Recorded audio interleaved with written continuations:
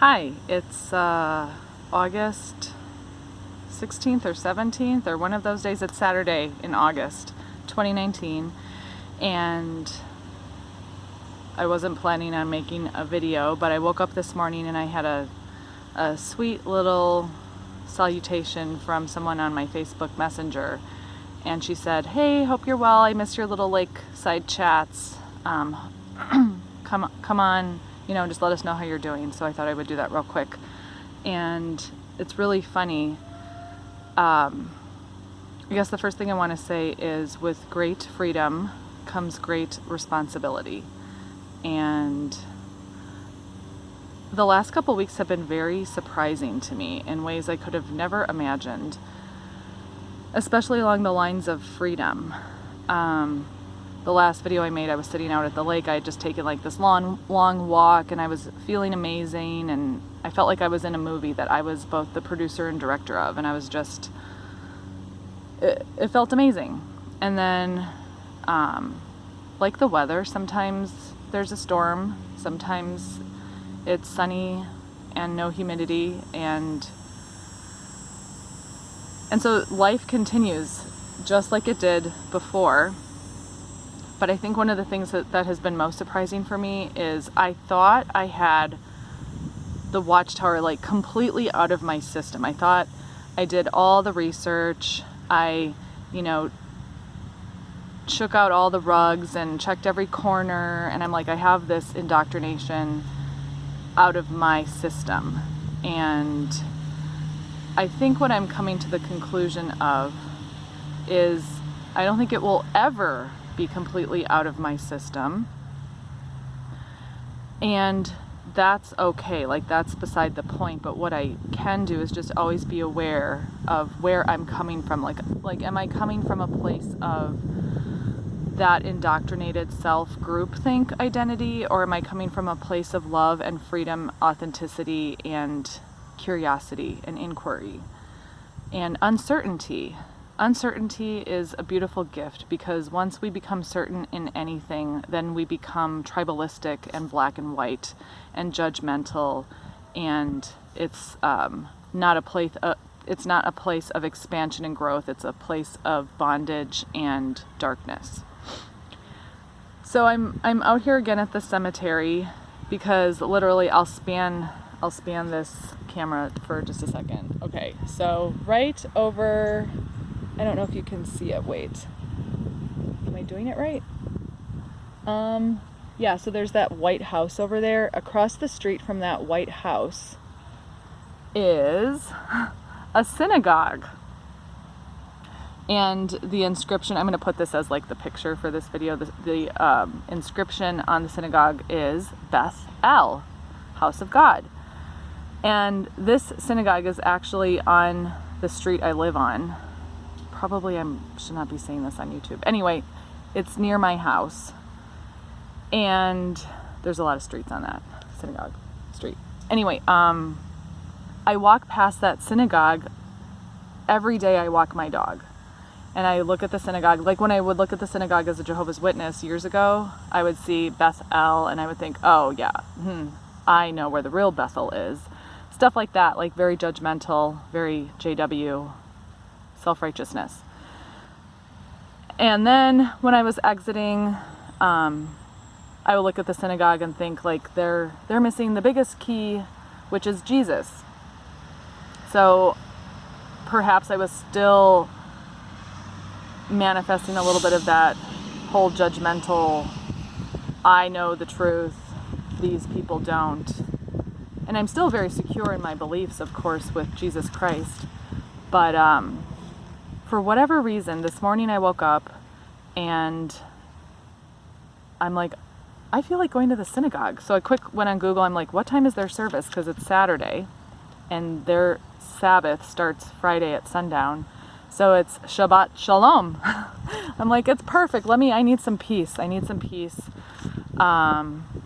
so I went over to the synagogue this morning. And so here's literally what happened. A ExJW, a Pentecostal, and a theist walk into a synagogue. That was literally my morning.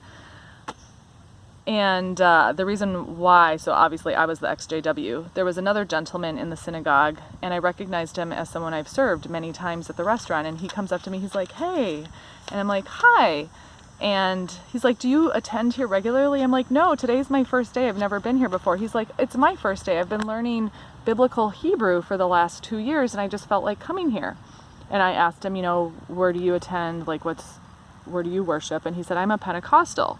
I'm like, "Oh, cool." And so we sat by each other, and then so the whole service lasted about, I don't know if that's what it's called, a service, probably not, no doubt. It was in Hebrew with some English, probably for most of the people there who speak English, and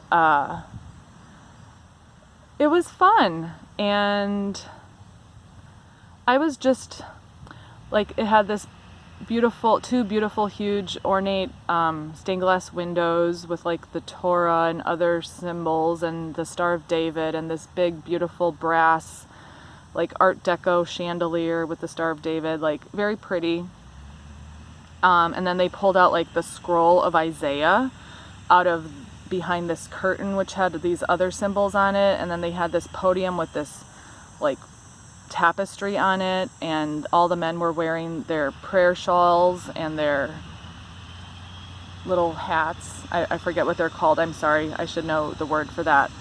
But I guess why I found it so interesting is because as a Jehovah's Witness, they spend a lot of time reading the Old Testament, and it was like I got to be in the Old Testament and how Israelites, Jewish people would worship, and their focus on things like Sabbath and festivals and the Shabbat, the prayer in Deuteronomy, all of these things from my past. I feel like I'm pulling everything together. Like the bomb went off, I had my 3-4 years of who am I, what is freedom, what does life without fear look like? Like still trying to walk the straight and narrow, because I do believe in that lifestyle, but not walking the straight and narrow because I'm in a line of people following the person in front of me just because I was born into that line, if that makes any sense. So I took a couple notes while I was there. It was just a lot of sensory stimulation. But after the service, they do a lot of singing in Hebrew. It sounded, I love Jewish music, so that was kind of fun. It was just really beautiful. And so then afterwards, everyone came up to me in the Pentecostal, and they're like, you're our guest today. We really value guests. And it wasn't love bombing. I just want to make that really clear. Like, I didn't feel love bombed, but rather like they were approaching me with respectful curiosity. But it wasn't like they were jumping down my throat trying to convert me, And so I said, well, I was a Jehovah's Witness for most of my life, and I recently got excommunicated from that group because I got baptized in Lake Michigan because my scriptural conscience convicted me to do that, to just be baptized in God in the name of the Father, Son, and Holy Spirit. And the one gentleman who was leading, he wasn't a rabbi, I don't believe, but he led the whole service he's fluent in Hebrew. Probably his name is Shlomo or something. And he said, "Oh, you mean you got excommunicated for having wait, I wrote it down. Not mitzvah, because that means celebration. Mizvah, a bath, a ritual bath." He's like, "We do that. We do mizvahs for special occasions, or some people will do it before Sabbath, just depending on what they want to do." And he's like, "Welcome." And so then after the service, they all broke bread. What are these words? I used to know these words because I used to work for a family who was Jewish. The Chabala bread? I don't know. It was delicious. We said a prayer over the bread. We broke bread. Everyone ate some bread. Everyone drank some wine. We were given the option of like grape juice, wine, or scotch. Jewish people know how to have fun. And then I was going to just excuse myself and leave. They're like, no, you're our guest. Jewish people, we love to eat, so you have to eat with us. And I'm like, okay. So they had like lox and bagels and, you know, that sort of stuff, rhubarb pie. And we're all just sitting around this table. There was maybe only 20 of us and a couple kids. And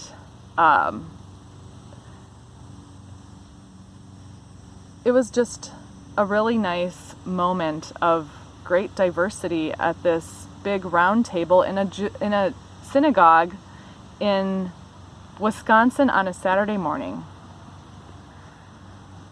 It was nice. But one of the scriptures that they were focusing on this morning was from Deuteronomy chapter 4, verses 1 through 9. And I guess I just want to quick turn there. Deuteronomy 4. Oh, I feel like I'm giving a student talk right now. Oh, I can't find it. Deuteronomy 4. And I guess when I was reading this, because they have like the English side, when I was reading this, I was thinking of circles, and here I thought I had come full circle, like the announcement was made and I was free of those first 40 years of my life. And it's like, we'll never be completely free, and that's okay, because I want to read Deuteronomy 4 verse 9. It just really resonated with me. It says, but watch out, be careful never to forget what you yourself have seen. Do not let these memories escape from your mind as long as you live, and be sure to pass them on to your children and grandchildren. Never forget the day when you stood before the Lord your God at Mount Sinai, when he told me, summon the people before me. Well, the main part that I was focusing on when I was listening to this was about not forgetting, because I think it's easy, and this is just speaking for myself, it's easy to just like push down an unpleasant memory or a difficult experience and just like have an out of sight, out of mind attitude towards that. Not that we dwell on the past, because then there's scriptures like he who is plowing a field can make a straight line if he's looking behind. Like, yes, it is about looking forward, but not forgetting where we came from, because a history unexamined is a history that repeats itself. And so I'm thinking of like the protesters this weekend in London with Jonas and friends and company. I hope that y'all are having fun. I'm sure you are, but also being there with a spirit of respect and compassion, because we were those people. And people, I made reference to this in one of my last videos of, why don't you just move on and forget about it? Well, I got some really great validation. Really great validation. I was at a concert a couple weeks ago, and one of these people who was raised as a Jehovah's Witness, when I saw her, like, I don't know, 6 months ago, she came up to me and we hugged, and it was like a nice reuniting. And she said, Allie, just move on with your life. Like, be yourself, live your life, and just forget about that whole experience.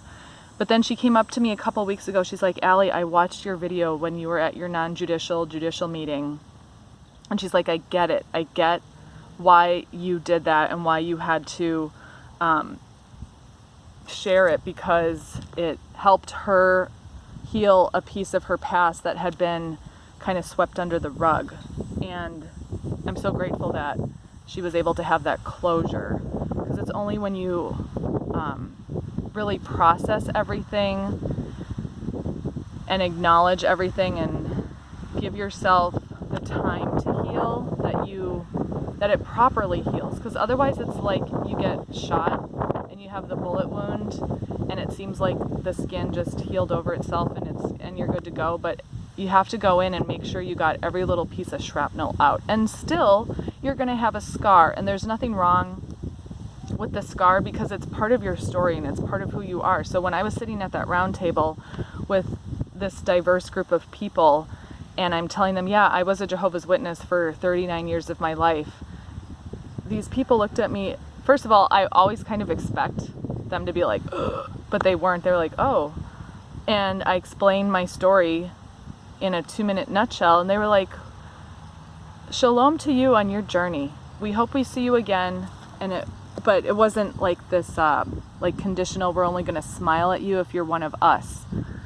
So that was that was my morning this morning. I just thought I would share it with you. I just wanted to check if there was anything else I wrote.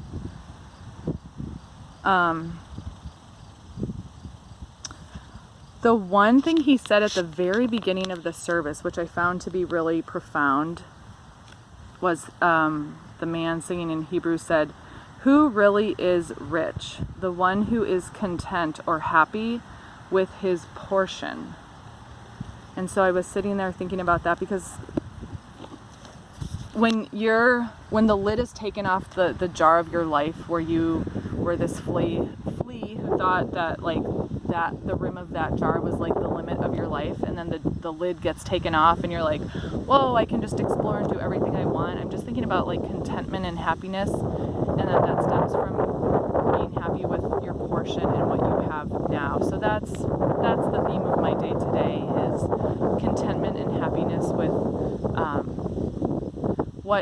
what I have in my life now, who I have in my life now, what's left of who I had in my life now, and having faith that all is well.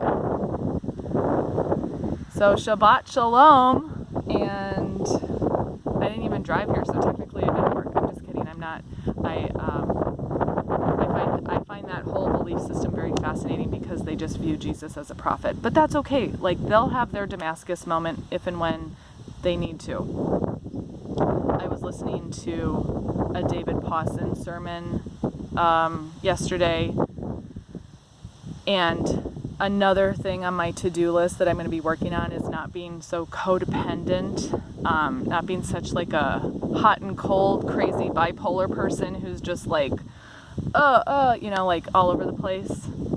Some people who've written in the comment section of my videos are like, she needs therapy, and it's like, yes, I do, and I'm getting it, don't worry. But this is Allie's big mess that you can just watch, and it's never going to be neat and clean and perfect and tidy, because that's boring. Anyway, David Pawson said in this interview, and it really resonated with me as well, about how a lot of times believers will think it's their job to save other people. I certainly felt that way. Like when you listen to like talks like Toni Morris gives, who says, look down at your hands, do you have blood on your hands? Well, if you're not going door to door and blah blah blah, you have blood on your hands, you're not saving people. And it's like, those sort of messages really created a lot of neurotic guilt in me. But now I know it's not my job to save anybody. It's not even my job to save myself, but rather to just place my life on the Lord's shoulders, and He will carry me. But it is my job to deliver the message of good news, and that's why I'll still make videos. And if you don't want to hear it, then don't watch it. And one final message, I really didn't want to like take the time to say this, but it's necessary. So a couple people reached out to me, and they're like, there's this other YouTuber who's making really nasty videos about you. And so I went on there and I watched the video, and at first I was genuinely hurt because I felt misunderstood.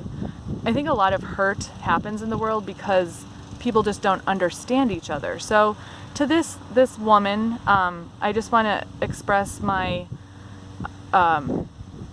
thank you for taking the time to share your feelings. I don't feel you did it very respectfully, but if you're at the London protest today, I hope that you're having a nice time, and that it's a healing experience for you, and also helpful and beneficial for the audience you want to target. And as regards to, because her whole problem with me is that I said in my video with Bethel that I pray for the brothers and sisters in Russia. And I do, and I meant that, and I stand behind those words, because I don't believe that we can fight high control with more high control. For example, fighting, like putting someone who's in a mental prison into a physical prison, what do you accomplish by doing that? That's not how, and I think this person professes to be like a believer in Jesus. How does that model what Christ would teach? And so for this dear lady who's processing her own scars out of that cult, which I honor, and I'm sorry that you went through so much pain too. So that's basically what I wanted to express to that woman, is I'm sorry for your pain and hurt, and I will always stand for pro-peace and not fighting oppression with more oppression. There, I guess I said what I needed to say. But life is good, all is well. The bumps on the road remind you that you're still alive and driving, and just working on staying in my lane and following the road signs and listening for God's voice daily. Shalom.